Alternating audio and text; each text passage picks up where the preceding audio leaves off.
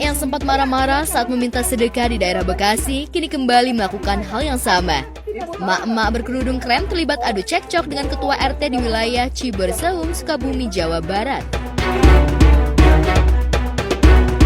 Orang-orang yang tidak memberi tapi dia bahasanya itu disebut musuh ibu. Iya, wajahnya yang tidak suka dan jawabannya tidak menyenangkan hati saya. Artinya tidak Ibu tahu sopan. nggak? Jadi yang tidak sopan itu Orang orang yang seperti ibu itu, yang bukan punya saya. rumah, ibu dianggap musuh, terima nggak dia nanti? Hah? Pak, Nggak ada hubungan sama ibu, tapi disebut musuh. bahasa orang yang baik dengan yang tidak baik itu kan otomatis kita tahu, Pak. Ibu banyak bicara, gini aja. KTP mana? Nggak ada. Hah? Iya, Kalau itu nggak ada kan. ya udah, gitu loh. Emang Kalau ibu kenapa? punya KTP, punya apa? Saya bantu. Sekarang gini aja, kalau saya nggak datang, Bapak orang baik, bantu aja Bapak sama saya keluar dari sini. Udah gitu aja, Ibu, Pak. itu ada lurus belok kiri keluar aja bu. Gitu Dari komplek ini Apa aja. aja, kalau memang Bapak orang baik, kita tidak perlu berantem, kita tidak perlu bicara banyak. Bantulah saya. Pak Satpam, Cari Ya rezeki. sebenarnya ikut prihatin ya, ibunda ini pasti kan ibu-ibu ini dalam keadaan terpaksa ya, sampai harus ke bawa barang yang nggak ringan gitu, dan mungkin juga ada sedikit putus asa sampai marah-marah gitu, tapi tetap aja kan caranya sangat tidak mulia ya, apalagi sampai marah-marahin ketua RT segala macam. Ya orang juga jadi mau, ya namanya mau bersedekah, berdoa kan mesti ikhlas. Tapi kalau caranya kayak gini jadi ikhlas juga susah ya, pasti ada kedungalnya. Jadi apa yang kita keluarkan itu jadi nggak bermanfaat gitu, nggak ada faedahnya, bisa-bisa nilai amalnya jadi berkurang gitu kan. Jadi ya sebisa mungkin nggak gitu ya Bu. Cuman mungkin saya berusaha memahami, walaupun saya nggak tahu backgroundnya apa, tapi pasti dia juga capek, nggak ada hasilnya juga, terus ada terjepit situasinya, dengan marah-marah nggak akan ada hasilnya juga gitu ya. Jadi mudah-mudahan si ibu ini juga apapun yang dialami ada solusinya segera, dan bisa dapat. Ya, Ketua RT menanyakan tujuan dan maksud emak-emak berada di wilayahnya. Namun emak-emak yang terlihat berpakaian rapi dan membawa tas ini justru emosi dan marah-marah karena Pak RT dan warga sekitar dianggap menghalangi dirinya untuk mencari rezeki dengan cara meminta sedekah. Saya terus punya masalah apa? iya kan tadi orang rumah yang didatangi, ya Bapak, sekarang temuinlah sama saya sini.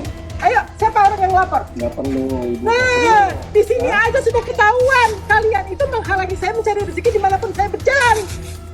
udah dah. Cari masalah aja. Udah ibu keluar aja, lanjut. Sudah dibilang, saya sudah tahu kalau yang musuh saya mana bukan. Iya. Kalau kamu orang baik, saya bilang. Kalau Bapak orang baik, Bapak kan RT di sini. Bapak bantu ya saya. Sudah saya keluar dari sini. Begitu. Ngomong kemana kemari, tapi nggak ada pertolongan yang sama saya menjalankan aja. Kita minta-minta aja itu udah miris ya. Ini udah minta-minta nggak dikasih malah tambah ngamuk. Itu otaknya taruh di mana? Kalau misalkan minta nggak dikasih, yo tinggalin. Kita tuh sebagai warga juga ya, sebagai manusia lah khususnya. Kalau misalkan diminta-minta kayak gitu, terusnya secara paksa, itu kan namanya bukan minta, namanya malah. Ya jangan berbuat seperti itulah. Kita harus ngejaga etika kita kepada orang lain, kepada orang yang kita temui. Jangan asal sembarang sama orang-orang gitu. Kita minta-minta aja udah salah. Apalagi kita maki-maki itu orang gara-gara kita minta-minta nggak dikasih. Itu salah banget. Kalau misalkan orangnya sakit hati bisa dilaporin. Kok lu malah ngata-ngatain gua? Bisa kena pidana juga. Tindakan awal spontan dulu ya, spontan awal pasti kan kaget udah ada orangnya ya, dan cepat kabur aja masuk ke dalam rumah. Kan kita juga nggak ngerti, kita pernah nggak kenal, kita nggak tahu apakah ini kesungguh-sungguhannya kayak apa, apakah benar ada kesusahan atau apa. Tapi kalau cara langsung marah-marah ya spontan dong, kita refleksikan sebagai manusia biasa, masih ada defense ya.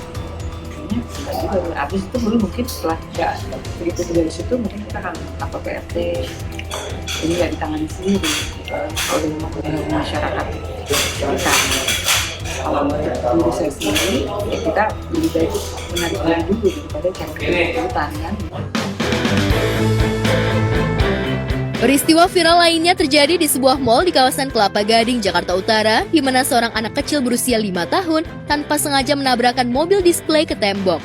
Dalam video yang diunggah ulang oleh akun ctd.insider itu, memang tak terlihat mobil listrik itu bergerak hingga menabrak tembok. Namun dari tembok yang retak cukup parah, bisa diperkirakan mobil yang melesat ke depan setelah dinaiki si bocil melonjak cukup kencang.